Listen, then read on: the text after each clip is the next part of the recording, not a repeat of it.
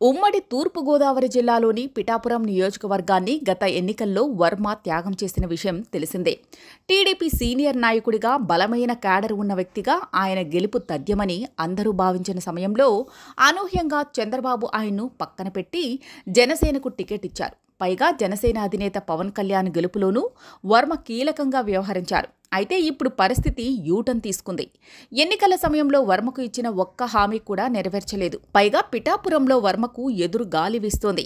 జనసేన దూకుడు పెంచడం, నాగబాబు కీలకంగా వ్యవహరించి పిఠాపురంలో సత్తా చాటేలా ప్రయత్నాలు చేస్తుండటంతో వర్మ ఉక్కిరిబిక్కిరవుతున్నారు. అయితే తెంచుకోలేక కొనసాగలేక ఆయన ఇబ్బంది పడుతున్నారు.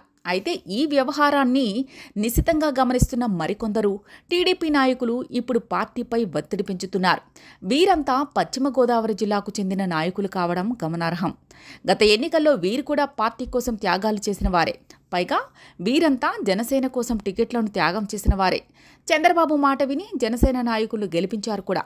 కానీ వీరు కూడా ఇబ్బందుల్లోనే పడ్డారు. అంటే ఒక రకంగా వర్మసగా ఇప్పుడు తూర్పు నుంచి పశ్చిమానికి పాకింది.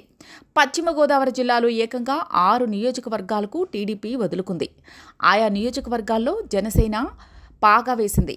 ఉమ్మడి పశ్చిమ గోదావరి జిల్లాలోని పోలవరం, ఉంగుటూరు, నిడదవోలు, నరసాపురం, భీమవరం, తాడేపల్లిగూడెం నియోజకవర్గాల్లో జనసేన జెండా ఎగిరింది. ఈ 6 చోట్ల త్యాగాలు చేసిన టీడీపీ ఇన్ఛార్జీల్లో ఒక్క పోలవరం నియోజకవర్గం ఇన్ఛార్జికి మాత్రమే ఏపీ ట్రైకార్ చైర్మన్ పోస్ట్ దక్కింది.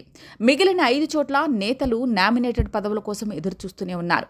ఇక కీలకమైన ఉంగుటూరు విషయంలో చివరి వరకు టీడీపీ పోటీ చేస్తుందని అనుకున్నారు. కానీ ఫైనల్గా ఆ స్థానాన్ని జనసేనకు కేటాయించారు.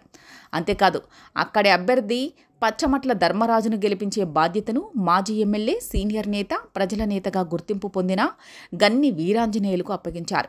ఆయన ఎంతో శ్రమించి ధర్మరాజుకు విజయం దక్కేలా చేశారు. కానీ ఇప్పటికీ చంద్రబాబు కరుణించలేదు. ఈయన ఒక్కరే కాదు, వలవల బాబ్జీ ఎమ్మెల్యే మాధవనాయుడు, నిడదవోలు నుంచి 2 సార్లు గెలిచిన మాజీ ఎమ్మెల్యే బూరుగుపల్లి శేషారావుకు సైతం పార్టీ నుంచి ఊరటలేదు. దీంతో వీరంతా వర్మ విషయాన్ని తలుచుకుని కుములుతున్నారు.